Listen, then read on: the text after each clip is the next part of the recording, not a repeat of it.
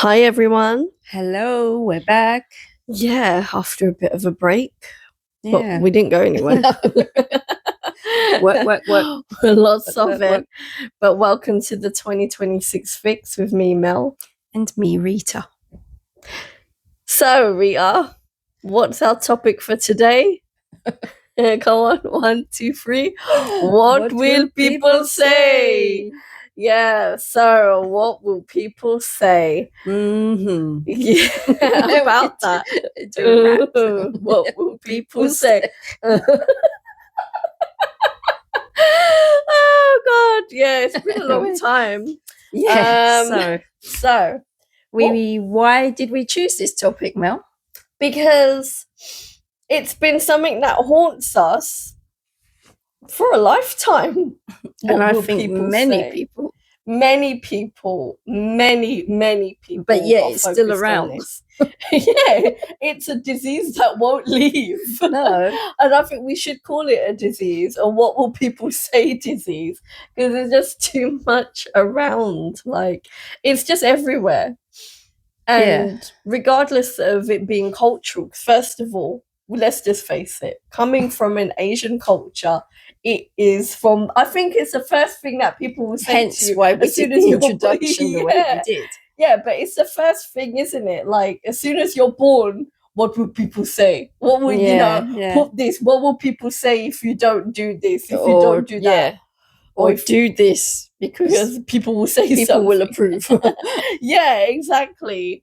And but actually, can I say, go on. I don't think I've ever had that or heard that where people will approve if you do this. No, they don't say that. It's they always just say people will disapprove.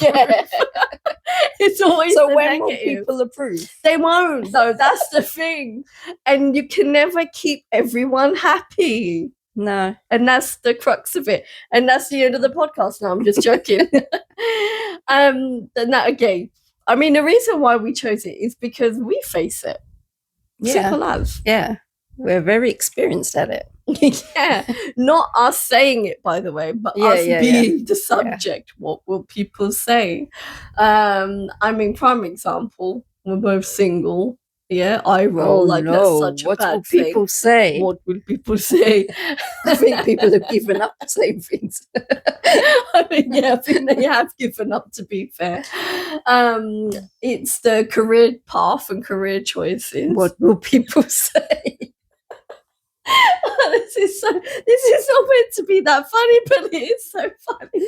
I think because, as we said at the beginning, it's something that nobody learns from. We don't. We're terrible. And yeah, it's a culture thing, but I do think it's not just culture. It's not just the Asians. Not anymore. No, it's it's everywhere.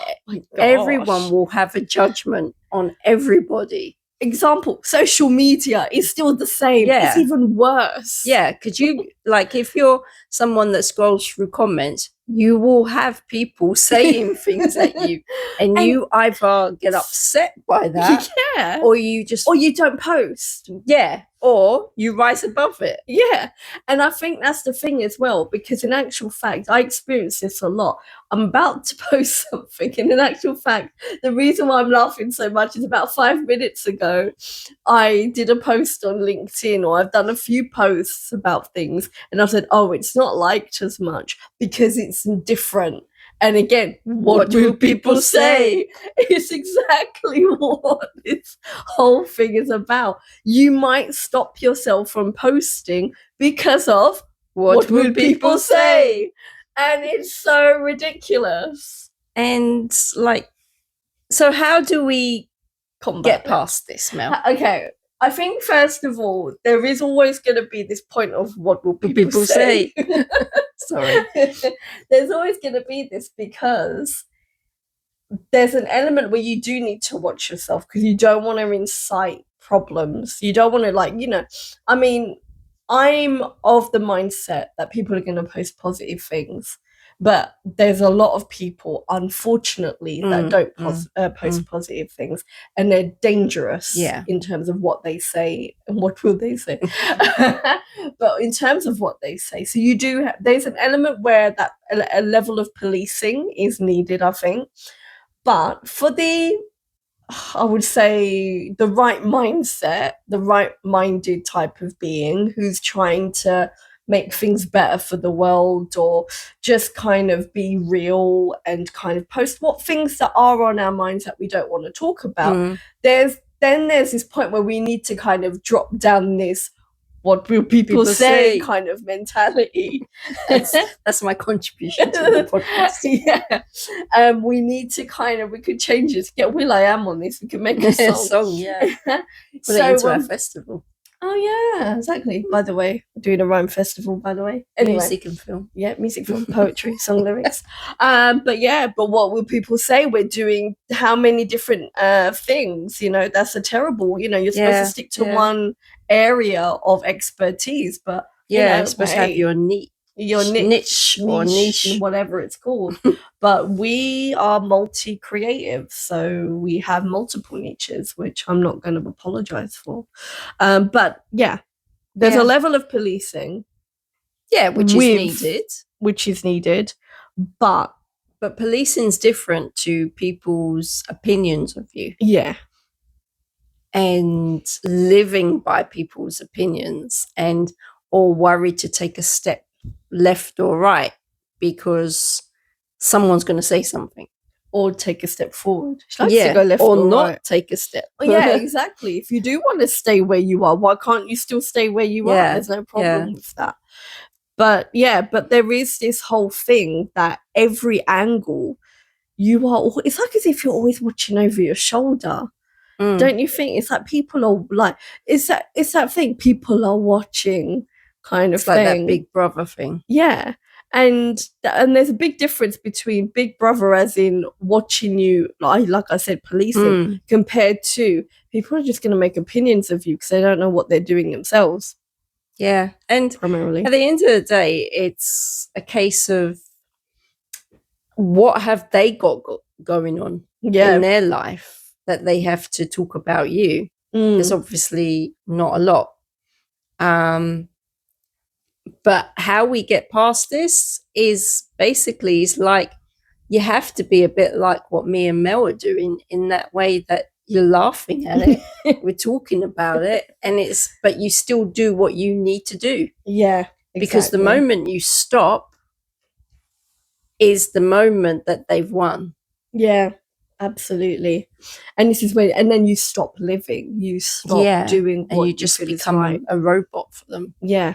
And it's, it's easily done. I've done it. Oh, good. Yeah. And we've all done it. Many of us have succumbed to it. And those of us that recognize it probably are like, okay, I've done it and I don't like it. It's not me. Exactly. So the true nature of who you are will always win. Yeah. Because you always have this fight of the real you versus the one that everyone wants you to be. Yeah, exactly. And in actual fact, what's going to happen is that because you spend your time retaliating against what you don't want them to think of you, because you're actually succumbing to what you think they want you to do, you end up actually getting on their nerves a lot more, and they're always going to have something to pick on. Yeah, because like I said, they will never approve of what they won't approve because you're still not your authentic self. So they'll find something. Okay, well they did that, but they didn't do this. Yeah, there'll always be something that they will find a fault with. Exactly. And I think obviously this is something that we face, and like you said, I think they've given up on the fact that we'll get married. Sorry, because they're literally like, "Oh, forget these girls are just it's not happening, right?" Which is fine. Or they've understood. Or they've understood. Yeah, I think and actually agree with us. Yeah, I think actually that is a good point though. What you've mentioned there, there is this point now where they've said actually don't, because it's not what it's cracked up to be. And we've had those conversations. Exactly. In actual fact, you girls have got it right, like not doing that. But then there's elements of the stuff that we're expected to do, or we're expected to give up because we're not married. And it's like, or the expectations are that we don't have responsibilities because of that. And I think it's like, well, no, everyone has a series of responsibilities, whether you have kids or not, you have a husband or not, or whatever, a partner, whatever that is. But it's like, but there's still that thing like, well, they're always going to have that problem. There'll always be a little nitpicking thing. If you have a partner, well, why aren't you married? And then if you're not married, then, oh, you've got less personality. Or if you are married, well, why does your husband do that? Or why does your wife do that? Yeah, why you then like there's that? Yeah, why is it a partnership? Why is your child like that? Yeah, exactly. There's always something. Yeah. And I just, unfortunately, it's like it's the way of the world. It's like a no-win situation. Because you get it everywhere. We're speaking very much, I think it's very cultural, what we've kind of experienced. But when you do look on socials, when you even look in your own area, the gossip is a primary example of what will people say? And you're like, well, what will people say? Do I actually care what people are going to say anymore? This is the thing. It is about not caring, obviously doing things like what you said in terms of policing, there's that level of that, but doing things that is not hurting anyone, but is something that's good. Yeah. So why not do it? And regardless and just know that people are always going to say something. Exactly. And there will always be negative comments. There will always be positive comments. It's the yin and yang of life. Yeah, yeah. And then it's just, okay, fair enough. You're not going to approve or whatever, but this has to happen this way. Yeah. That's it. And it's about, I think that what we were speaking about and I'm sure it was on the podcast, self-awareness. It was, it's about being self-aware of, okay, I have to do this because it's important to me and because of my livelihood, whatever it is that's important to you, you have to do it. Yeah. And therefore, if it's not hurting anyone, then don't worry about it. It's not criminal, then you're good. You need to do it because your life is your life. It's not their life is their life. Exactly. They make decisions based on them. So how do you do that? So because that's great advice. And obviously we've taken that advice. We've understood that. We've had to kind of learn it. But how does one do that? Because unfortunately, we do live in a society.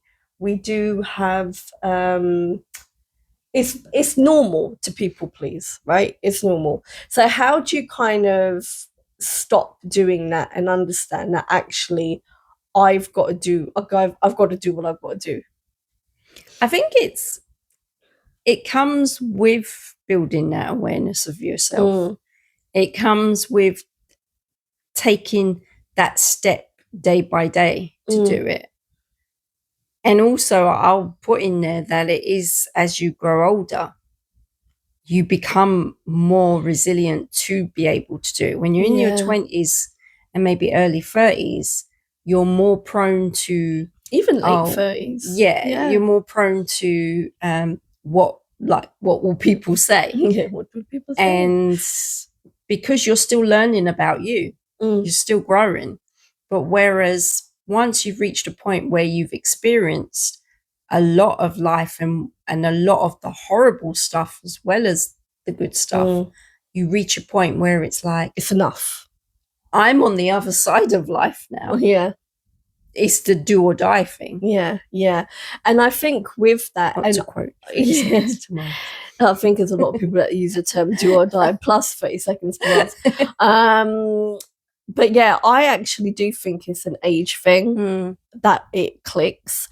I think, I don't think there is actually a remedy as to how to stop people pleasing, because I think you're going to naturally come to that when once you. And you know what I thought? I thought that when I was in my late 30s, I thought I was doing that, but in actual fact, I'm not even joking. It is once you hit 40. 40 plus, that's it. Yeah, 40 plus. But there is a flick of the switch when you do turn 40. And with that. Right? See, the thing is, you don't see this, everyone, but she'll do something funny and it will totally change. It will change my thought pattern, but that's a good thing. If you're not laughing, you're crying, right? So there we go. But there is this point where you do change, and I'll be honest with you, it's like an overnight change. And that's what I told you. You told me that. You told me that when you're 40, you will have a switch and it will just, all of a sudden, things make sense. And you can't explain it. And you're yourself, and you're more yourself than anything else. And I am just basically going to tell you that now. And I don't mean to sound condescending to anyone who is 39 and under. Like, honestly, doesn't mean I'm not being condescending, because we've all experienced it, right? So you can't be condescending. It's experience. When you hit 40, it will change. And then that, what will people say, won't even matter anymore. Yeah. It starts to edge out, because then you start, it's not saying that you get a big mouth on you, it's not that, it's just that you'll have a better way of managing it. Yeah. And I think being much more you. I mean, when it comes to decision making, it's like, the first thing would still be, what will people say? Yeah. But then you recognize it for what it is and be like, no, hold on. Let's turn this around. This has been in my subconscious too long, because it has been, you know, from when you were young all the way through in your 20s, your 30s, and then then it's going through a transition in your 40s. But it is always there when you make a decision. Yeah. Regardless of career, relationships. Yeah, whatever that is. Whatever it is. And regardless of whatever background you come from. Yeah, definitely. But it's, you're more able to switch it off and turn it around once you hit 40 plus. Then in your 20s and stuff, you're still, but you're still finding yourself. Yeah, but I'd say to anyone in the 20s and 30s, look forward to it. If you're listening to this podcast, listen to it and maybe start noticing it and realizing, you know what? Okay, that is there. But what is important to me? Really kind of just keep on that, because you might be able to reach there before someone things else can change. Maybe it's because we didn't have this told to us earlier on, and we've only had to realize it ourselves. Yeah, it's just a switch of your mindset. Exactly. And I think that's a really good point, actually. I do think it is something for, younger generations to listen to, and also just to note that being yourself or not worrying about what will people say doesn't mean you have to be rude and like horrible about things, because I think sometimes there is this rebellion type this rebellion type of way of either producing content or talking to people or not talking to people, that all of a sudden they think, okay, if I don't care what you say or what you think of me, then I'm just going to be, whatever, I'm going to be rebellious, and arrogant and what, in people's faces, right? You don't have to be like that. You can still be well-mannered and be pleasant and be, kindly gestured. And be strong. And just be yourself. Yeah, exactly. That's okay. I mean, like, if you look at, like, I'm just going to go to well-known people who I believe is become so authentic by watching them through the years. Person that I'm going to talk about is Jared Leto. That comes to mind, because of course he's always known to be eccentric, always known to be different, right? And even you hear the stories of him on set, the pranks and the things that he would do. But what I've noticed from obviously being a fan of 30 Seconds to Mars since like 2010, since, just after their first album, even I've noticed the point of that journey of not, I wouldn't say people pleasing, but the point of being with the masses to his own person now. Like now, when you see him on his like social media, the way he talks, the way he presents himself, he's individual. Yeah, exactly. He's not even going to be the guy with the mohawk and whatever. He's done it. He's got his long flowing hair. He'll wear whatever fashion that he wants to wear, and he'll just be. And he is like, I would say, really authentic. because he's in his own, he walks to his own beat. Yeah. And I think that is something where I would say it is an age thing as well as something that you do. Yeah, because you've even noticed that even when we go to the concerts, how different he was at the beginning to how he jokes around on stage now. Exactly. And now it's become more or less like a bit of a family concert, the last one, right? Yeah. Because he's just mellowed out a lot. Yeah. And we've even seen it in Tomo's interview as well, like him going through what he did to the point of now him residing in south of France with his wife and, you know, and he's just like, there is a difference and he's much more authentic. So I think it's just connecting to your authentic self and allowing yourself to know it's okay to be your authentic self. And that's the beauty of life. Excuse me, people. I'm being my authentic self.